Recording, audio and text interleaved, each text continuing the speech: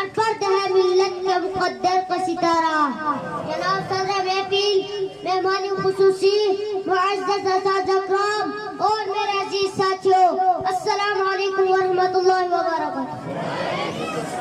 آج اس موضوع پر مجھے خوشی کا موقع ملا ہے، وہ ہے ہم سب ایک ہیں، ہماری زبان ایک ہے، ہمارا لباس ایک ہے، ہمارا آئین ایک ہے، ہم سب ایک ہی عمارت کی اینٹیں، ایک ہے سمندر کے لہریں، ہمارا نام، انعام، مقام صرف اور صرف پاکستان ہے۔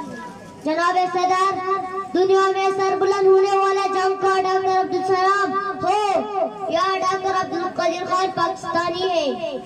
مت پوچھو زمانے سے کیا ہماری کہانی ہے، مت پوچھو زمانے سے کیا ہماری کہانی ہے۔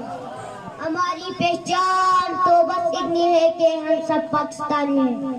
پاکستان والسلام۔